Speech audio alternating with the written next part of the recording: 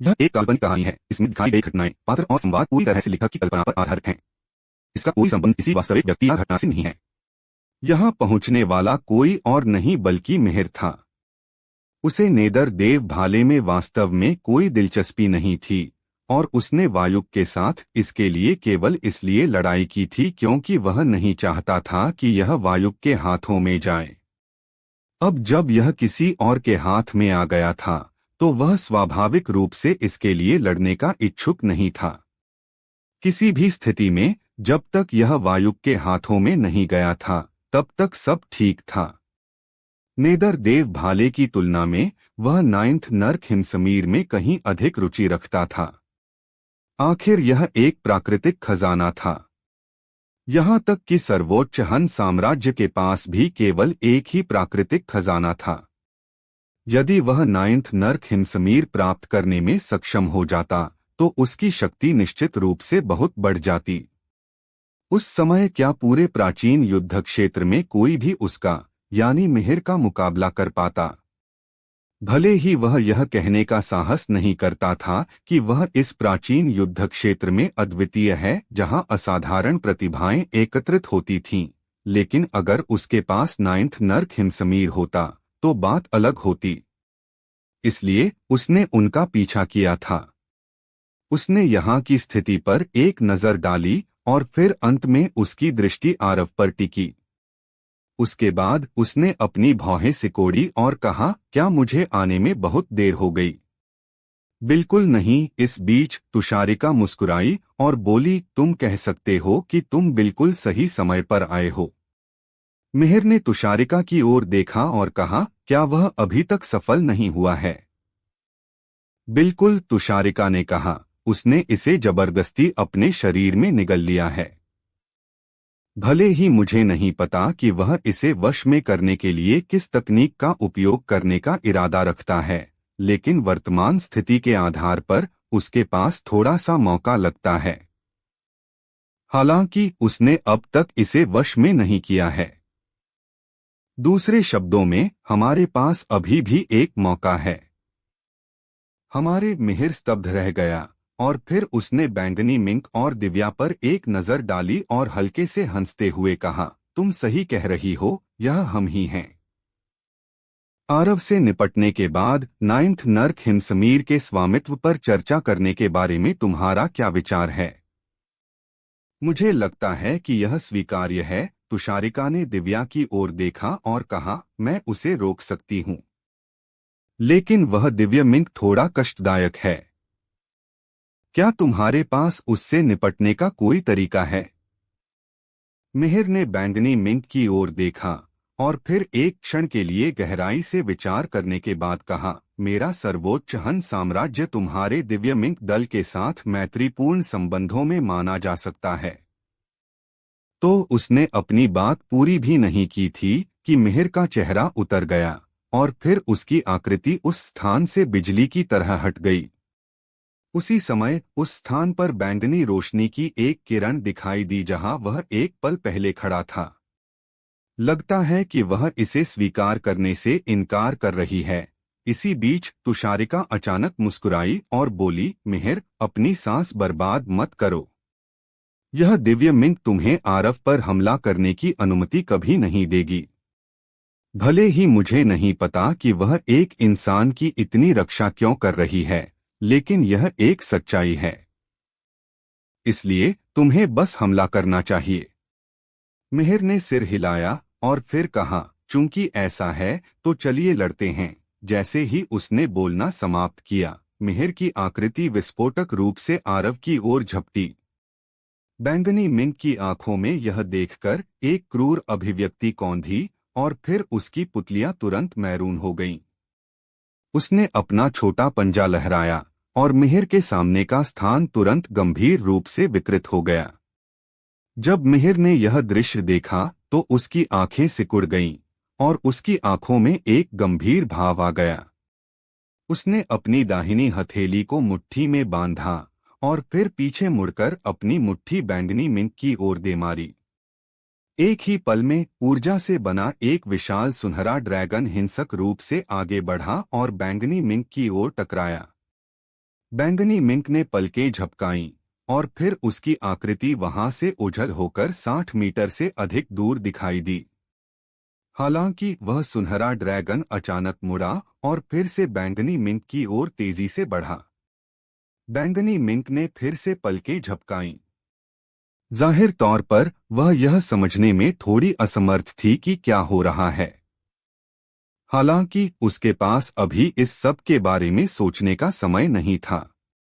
उसने अपना छोटा पंजा फिर से लहराया और फिर बैंगनी रोशनी की एक किरण ने तुरंत उस सुनहरे ड्रैगन पर प्रहार किया। जब बैंगनी मिंक मिहिर से लड़ रही थी, तब तुषारिका का सामना दिव्या से हो रहा था। उनकी ताकत लगभग बराबर थी, इसलिए जब तक वे अपनी जान की बाजी लगाकर नहीं लड़ते, तब तक इसका कोई मतलब नहीं था। इसलिए उन्होंने एक दूसरे पर हमला नहीं किया।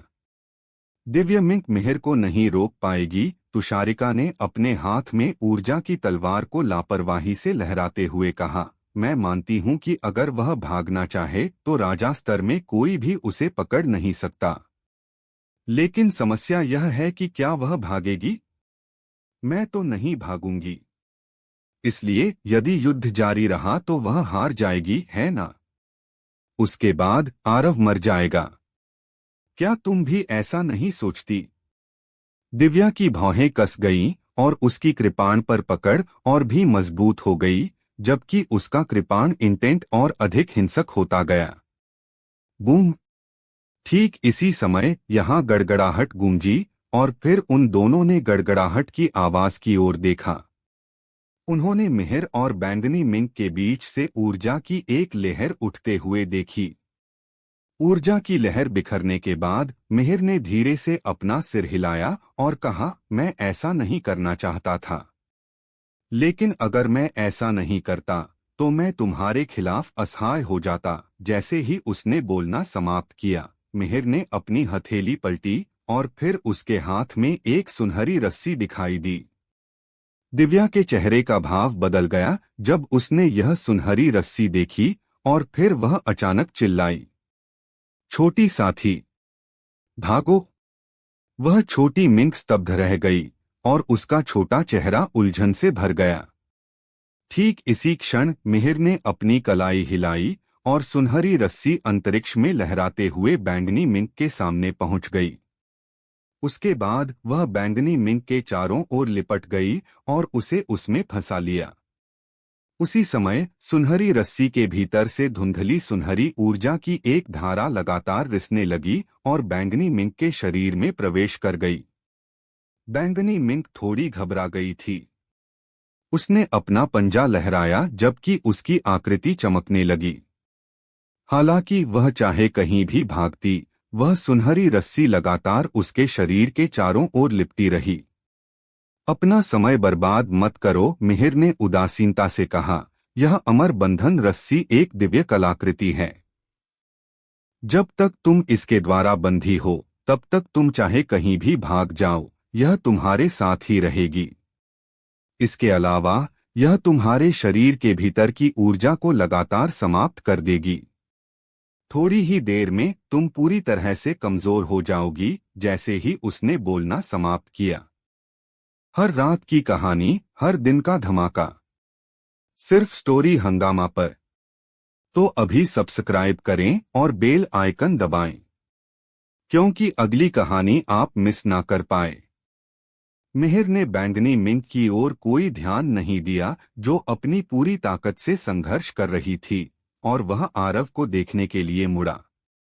हालांकि ठीक इसी समय दिव्या की आकृति विस्फोटक रूप से मिहिर की ओर झपटी। दुर्भाग्य से वह अभी हिली ही थी कि तुषारिका उसके सामने प्रकट हुई और बोली, तुम्हें बस यहीं आज्ञाकारी बनकर रहना चाहिए। जैसे ही उसने बोलना समाप्त किया, उसने अपनी तलवार से प्रहार किया और हरे रंग की तलवार की ऊर्जा की एक धारा चमकी। दफा हो जाओ, दिव्या गुस्से में चिल्लाई और उसके सफेद बाल तुरंत लहराने लगे। अगले ही पल उसका चेहरा लगभग तुरंत ही पीला पड़ गया। सिर्फ उसका चेहरा ही नहीं, उसके सफेद बाल और भी सफेद हो गए और उसका कृपाण इंटेंट एक पल में 8वें स्तर पर पहुंच गया। इसके अलावा उसकी प्रभावशाली आभा भी लगभग 5 गुना विस्फोटक रूप से बढ़ गई। जब मिहिर और तुषारिका ने यह दृश्य देखा तो उनके चेहरे के भाव बदल गए और तुषारिका अनैच्छिक रूप से चिल्ला उठी। जीवन शक्ति का प्रज्वलन। दिव्या, तुमने वास्तव में एक आदमी के लिए अपनी जीवन शक्ति को प्रज्वलित कर दिया। क्या तुम्हें पता है कि इससे पहले तुम्हारे पास 5 साल से भी कम का जीवन बचा था? अब जब तुमने अपनी जीवन शक्ति को प्रज्वलित कर दिया है तो तुम 1 साल भी जीवित नहीं रह पाओगी। उससे तुम्हें क्या लेना देना? दिव्या उग्रता से चिल्लाई और फिर उसने अचानक अपने हाथ में मौजूद घुमावदार कृपाण से प्रहार किया। ठंडी रोशनी की एक किरण अंतरिक्ष को भेदती हुई प्रतीत हुई क्योंकि वह तुरंत तुषारिका के सामने पहुंच गई। तुषारिका की पुतलियां सिकुड़ गईं और उसने तेजी से अपनी तलवार से प्रहार किया, जिससे हरे रंग की तलवार की ऊर्जा की एक धारा निकली और उस ठंडी रोशनी की किरण से टकरा गई। हालांकि वे अभी संपर्क में आए ही थे कि तुषारिका की हरी तलवार की ऊर्जा बीच हवा में वैसे ही गायब हो गई जैसे उबलते तेल में गिरी बर्फ। 8वें स्तर का कृपाण इंटेंट वास्तव में इतना भयानक था। तुषारिका ने इस हमले के खिलाफ आमने सामने जाने की हिम्मत नहीं की, इसलिए उसने अपनी गति का अधिकतम उपयोग किया और उस स्थान से ओझल हो गई।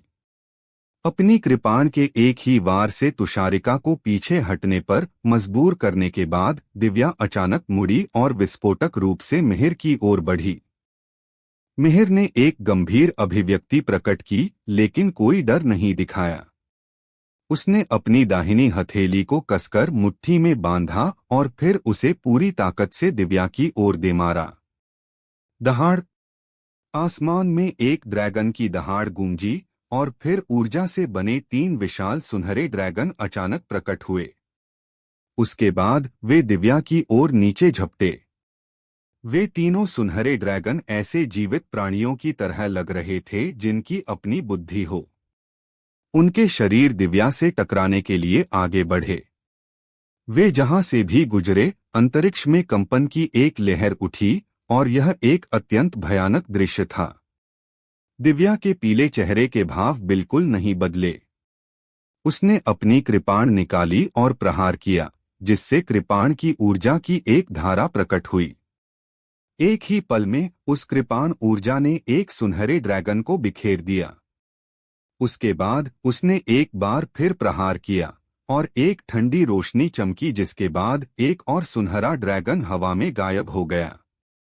हालांकि उसके मुंह से खून का एक घूंट भी निकला और उसका चेहरा चौंकाने वाली हद तक पीला पड़ गया और उस पर लाली का एक अंश भी नहीं बचा था। जब तीसरा सुनहरा ड्रैगन दिव्या के सामने पहुंचा तो उसकी आंखों में एक दृढ़ संकल्प की भावना कौंधी और फिर उसने एक बार फिर अपनी कृपाण निकाली और उससे प्रहार किया। एक ठंडी रोशनी चमकी और वह विशाल सुनहरा ड्रैगन तुरंत शून्यता में बदल गया। हालांकि दिव्या ने ताज़ा खून का एक और घूंट थूक दिया। इसके अलावा उसका शरीर भी हिंसक रूप से कांपने लगा, जबकि उसका कृपाण इंटेंट पहले की तरह व्यवस्थित नहीं रहा और वह अव्यवस्थित होने लगा था। जैसे ही दिव्या एक और हमले की तैयारी करने वाली थी, उसके पीछे हरे रंग की तलवार की ऊर्जा की लगभग 100 धाराएं प्रकट हो गईं, जिससे उसके चेहरे का भाव बदल गया। उसने लापरवाह होने की हिम्मत नहीं की। वह तेजी से मुड़ी और अपनी कृपाण को कुछ बार घुमाया, जिससे ठंडी रोशनी की कई धाराएं आगे बढ़ी और तलवार की ऊर्जा की उन धाराओं को बिखेर दिया। हालांकि अब न केवल उसका चेहरा और भी पीला हो गया था, बल्कि उसकी आंखें भी धीरे धीरे सफेद होने लगी थीं। तुम बहुत मजबूत हो, मिहिर ने भारी आवाज में कहा जब उसने उन 3 सुनहरे ड्रैगन और तुषारिका की 100 हरी तलवार ऊर्जाओं को दिव्या द्वारा काटे जाते देखा। मेरी किंग मार्ग मुष्टि एक उच्च श्रेणी की स्वर्ग स्तर की युद्ध तकनीक है, लेकिन मैंने कभी उम्मीद नहीं की थी कि यह तुम्हारी कृपाण के एक वार का मुकाबला भी नहीं कर पाएगी। दुर्भाग्य से यह कुछ ऐसा है जो केवल थोड़े समय के लिए ही टिकेगा। तुमने अपनी शक्ति को जबरदस्ती बढ़ाने के लिए अपनी जीवन शक्ति को प्रज्वलित किया है। यह अपने आप में एक ऐसा कार्य है जो स्वर्ग के विरुद्ध है। अब जब तुम लगातार हमला कर रही हो तो तुम इसके दुष्परिणाम झेल रही हो, है ना? तुम्हारी जीवन शक्ति पहले से ही धीरे धीरे समाप्त हो रही है। मेरा अनुमान है कि तुम्हारे पास आधा साल भी नहीं बचा है। क्या एक आदमी के लिए ऐसा करना उचित था? तुषारिका ने बगल से उदासीनता से कहा। दिव्या की भौहें तन गईं, लेकिन वह बोली नहीं। उसने बस धीरे धीरे अपनी घुमावदार कृपाण उठाई और उसे उनकी ओर तान दिया। जैसी तुम्हारी इच्छा, मिहिर ने धीरे से सिर हिलाया और फिर एक कदम आगे बढ़ाया। हालांकि वह अगले ही पल सीधे दिव्या के सामने प्रकट हुआ और फिर उसकी मुट्ठी सीधे दिव्या के सिर की ओर टकराई। उसके हमले में कोई दिखावा या अनावश्यक हलचल नहीं थी और यह सिर्फ एक बहुत ही साधारण मुक्का था। दिव्या की पुतलियां सिकुड़ गईं और उसने क्षैतिज वार करने में संकोच नहीं किया। बूम! मिहिर की मुट्ठी दिव्या की घुमावदार कृपाण से टकराई और उसके मुक्के की जबरदस्त ताकत के कारण घुमावदार ब्लेड एक चौंकाने वाले कोण पर झुक गया और ऐसा लगा जैसे वह टूट गया हो। दूसरी ओर दिव्या, जो घुमावदार ब्लेड के पीछे खड़ी थी, उसने खून का एक और घूंट थूका और फिर उसका शरीर मिहिर के मुक्के की जबरदस्त ताकत से उड़ गया। जैसे ही वह पीछे की ओर उड़ रही थी, दिव्या ने जबरदस्ती उस दुष्परिणाम को दबाया जिसे वह झेल रही थी और तेजी से अपनी कृपाण से वार किया, जिससे ठंडी रोशनी की एक धारा चमकी और तुरंत मिहिर की मुट्ठी पर लगी। हिस! मिहिर की मुट्ठी से ताजा खून की एक धारा निकली क्योंकि वह हवा में पीछे हट गया। मिहिर का चेहरा तुरंत भयानक हो गया और वह गुस्से में चिल्लाया, तुम मौत को बुलावा दे रही हो। भले ही वह अपनी शक्ति से एक नया हाथ भी उगा सकता था, लेकिन मिहिर ने ऐसा अपमान कब सहा था? वह गुस्से में चिल्लाया और उसकी आकृति चमकी और एक बार फिर दिव्या के पास पहुंच गई। और फिर उसने तेजी से अपना मुक्का आगे बढ़ाया। 5 सुनहरे ड्रैगन प्रकट हुए और दिव्या की ओर टूट पड़े। इस बार वे न केवल पहले की तुलना में संख्या में अधिक थे, बल्कि उनका आकार भी पहले की तुलना में बहुत बड़ा था। इसके अलावा ऊर्जा से बने ये सुनहरे ड्रैगन और भी ठोस लग रहे थे। वे सजीव थे और बिल्कुल असली ड्रैगन लग रहे थे। जब दिव्या ने अपनी ओर आते इन 5 सुनहरे ड्रैगन को देखा तो उसकी पुतलियां हिंसक रूप से सिकुड़ गईं। उसने एक गहरी सांस ली और उन पर प्रहार करने के लिए अपनी पूरी शक्ति का उपयोग किया। लगभग 300 मीटर लंबी कृपाण ऊर्जा की एक धारा दिखाई दी और वह उन 5 सुनहरे ड्रैगन से टकरा गई। बूम! एक विशाल दुनिया हिला देने वाला धमाका गूंजा और फिर कृपाण की ऊर्जा और 5 ड्रैगन बीच हवा में बिखर गए, जिससे टकराव के बिंदु से ऊर्जा की एक लहर अचानक फूट पड़ी। जब दिव्या ने देखा कि उसके हमले ने उन सुनहरे ड्रैगन को सफलतापूर्वक नष्ट कर दिया है, तो उसने तुरंत राहत की सांस ली। हालांकि ठीक इसी क्षण तुषारिका अचानक उसके सामने प्रकट हुई और फिर हरे रंग की रोशनी की एक किरण ने दिव्या की छाती को भेद दिया। दोस्तों, स्टोरी को लाइक, शेयर व सब्सक्राइब कर दिया करो, जिससे मुझे मोटिवेशन मिलता है। दिव्या की आंखें पूरी तरह खुल गईं और फिर उनकी शुद्ध सफेद आंखों की रोशनी धीरे धीरे धुंधली होने लगी और उनकी पलकें धीरे धीरे झुक गईं। अपनी आंखें बंद होने से ठीक एक पल पहले उन्होंने आरव को देखा था और वह एक नज़र जैसे अनंत काल के लिए ठहर गई थी। बूम! ठीक इसी समय आरव के भीतर से लपटों की एक धारा आसमान की ओर उठी। हवा के साथ ये लपटें विस्फोटक रूप से बढ़ीं और देखते ही देखते आसपास का पूरा इलाका आग के समंदर में तब्दील हो गया। तुषारिका और मिहिर के चेहरे के हाव भाव बदल गए जब उन्होंने यह दृश्य देखा, क्योंकि उन लपटों ने उन्हें वास्तव में खतरे का एहसास कराया था। आरव ने धीरे से अपनी आंखें खोलीं और थूका, जिससे उसके मुंह से तुरंत नाइन्थ नर्क हिमसमीर का हरा बवंडर बाहर निकला। वह हरा बवंडर एक पल के लिए ठिठका और फिर हरे रंग की रोशनी की एक किरण में बदलकर तेजी से दूर भागने लगा। आरव ने नाइन्थ नर्क हिमसमीर को वश में नहीं किया था। जैसा कि उसने चाहा था, उसने इसे अपने सूक्ष्म भंवर वाले आत्मिक केंद्र में जाने के लिए मजबूर कर दिया था। ठीक वैसे ही जैसे नरक अग्नि के साथ हुआ था, वह छोटा भंवर उस हरे बवंडर के लिए एक बड़ा खतरा लग रहा था और भंवर में प्रवेश करते ही वह बवंडर जैसे लकवाग्रस्त हो गया था। आरव यह देखकर खुश हुआ और उसने बुजुर्ग मुनिश द्वारा सिखाई गई विधि का उपयोग करके नाइन्थ नर्क हिमसमीर पर नियंत्रण पाना शुरू किया। हालांकि जैसे ही वह सफल होने वाला था, उसने बाहरी दुनिया की हलचल महसूस की।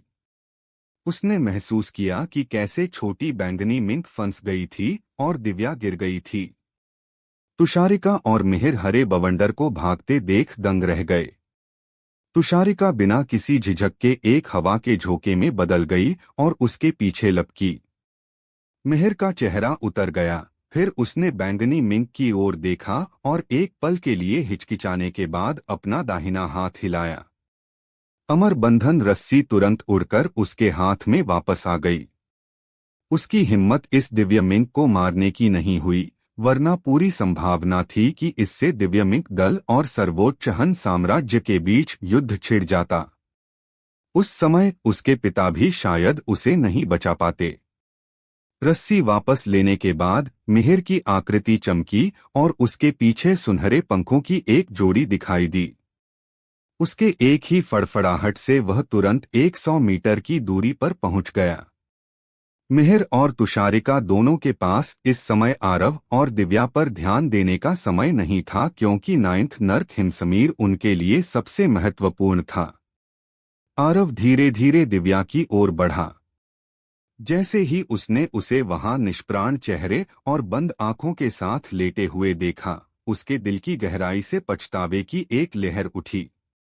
अपने पूरे जीवन में आरव ने कभी ऐसा कुछ नहीं किया था जिसका उसे पछतावा हो, लेकिन इस बार वह वास्तव में पछता रहा था। उसे पछतावा था कि उसने दिव्या को अपने साथ आने दिया। उसे पछतावा था कि उसने नाइन्थ नर्क हिमसमीर को वश में करने की कोशिश की, और उसे पछतावा था कि उसने उस छोटी जियारा और दिव्या को अकेले दुश्मनों का सामना करने दिया। वह पछता रहा था। वह वास्तव में पछता रहा था। उसकी आंखों से आंसुओं की 2 धाराएं बह निकलीं। आरव ने अचानक अपना सिर उठाया और गुस्से में दहाड़ा। उसकी आंखें तुरंत खून की तरह लाल हो गईं और उसके भीतर से असीम संधार तलवार इंटेंट का विस्फोट हुआ। हवा में मौजूद नरक अग्नि ने भी जैसे आरव के गुस्से को महसूस किया और वह धमाके के साथ फट गई, जिससे लपटों का सागर अनियंत्रित होकर फैलने लगा। वह जहां से भी गुजरी, पीछे केवल शून्य रह गया। आरव की आंखों से बहने वाले आंसुओं की जगह धीरे धीरे खून की 2 धाराओं ने ले ली थी। एक बैंगनी चमक कौंधी और बैंगनी मिंक आरव के कंधे पर प्रकट हुई। इस समय वह छोटी मिंक बहुत कमजोर लग रही थी। उसकी बैंगनी पुतलियां धुंधली थीं और जो बैंगनी चमक वह छोड़ रही थी वह बेहद फीकी थी, जैसे किसी भी पल बिखर जाएगी। बैंगनी मिंक ने आरव की गर्दन को गले लगाया और अपना सिर आरव के चेहरे पर पूरी ताकत से रगड़ने लगी। हालांकि वह बहुत कमजोर लग रही थी और उसने 2 बार भी सिर नहीं रगड़ा था कि वह उसके कंधे से गिरने लगी। आरव ने गिरने से पहले ही उसे थाम लिया। उसकी कमजोर हालत देखकर आरव की आंखें और भी लाल हो गईं। उसने छोटी जियारा के सिर को सहलाया और उसे सूक्ष्म भंवर के भीतर बैंगनी गूढ़ ऊर्जा के तालाब में रख दिया और फिर उसकी नजर दिव्या पर टिक गई। आरव नीचे बैठा और धीरे से उन्हें अपनी बाहों में ले लिया। उसके शरीर के भीतर की बैंगनी गूढ़ ऊर्जा हिंसक रूप से दिव्या के शरीर में प्रवाहित होने लगी। केवल बाहरी रूप से देखने पर उसके शरीर में कोई प्राण नहीं बचे थे और वह पूरी तरह से मृत लग रही थीं। आरव को नहीं पता था कि वह ऐसा क्यों कर रहा है। शायद वह केवल उसे बचाने की एक कोशिश करना चाहता था। भले ही उसके पास उम्मीद की एक किरण भी न हो, फिर भी वह कोशिश करना चाहता था। जैसे ही उसकी बैंगनी गूढ़ ऊर्जा उसके भीतर गई, दिव्या का शरीर धीरे धीरे बैंगनी रोशनी की एक परत से ढक गया और उनका पीला चेहरा धीरे धीरे गुलाबी होने लगा। इसके अलावा उसके सीने का घाव धीरे धीरे भरने लगा। भले ही यह सब एक धीमी प्रक्रिया थी, लेकिन यह वास्तव में हो रहा था। आरव यह देखकर बहुत खुश हुआ और उसने पागलों की तरह अपनी गूढ़ ऊर्जा भेजनी शुरू की। 2 घंटे बीत गए। दिव्या के सीने का घाव पूरी तरह भर चुका था और उसका चेहरा सामान्य हो गया था। हालांकि उसके शरीर में अभी भी जीवन का कोई संकेत नहीं था और उसकी आंखें अभी भी कसकर बंद थीं। आरव घबराहट में था और उसके शरीर के भीतर की ऊर्जा एक बार फिर पागलों की तरह उमड़ने लगी। 1 और घंटा बीत गया, लेकिन दिव्या के शरीर में प्राणों का कोई निशान नहीं था। क्यों? क्यों? क्यों? आरव धीरे से बुदबुदाया, जैसे उसने अपनी आत्मा खो दी हो। अचानक उसे कुछ सूझा और उसने अपनी आंखें बंद कर लीं।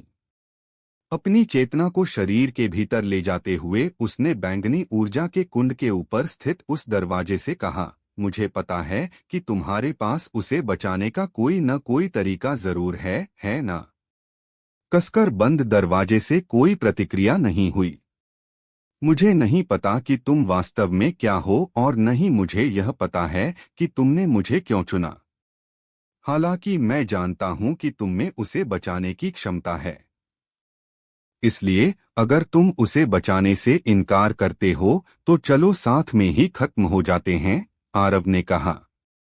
उस बंद दरवाजे से अब भी कोई प्रतिक्रिया नहीं हुई। अगर ऐसी बात है, आरव ने धीरे से अपनी आंखें बंद की और कहा, तो फिर चलो साथ ही मरते हैं।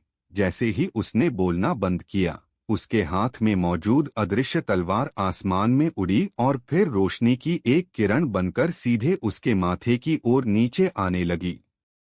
वह इस बार जुआ खेल रहा था। वह दाव लगा रहा था कि वह सूक्ष्म भंवर उसके साथ नष्ट होने की हिम्मत नहीं करेगा, या शायद यह कहा जा सकता है कि उस भंवर को आरव की जरूरत थी। अगर उस भंवर को आरव की जरूरत थी तो उसका दाव सफल होगा, क्योंकि वह न केवल उसकी मृत्यु को रोकेगा बल्कि दिव्या को भी बचा लेगा। अगर वह दाव हार गया तो इस समय वह इसके बारे में सोचने की परवाह भी कैसे कर सकता था।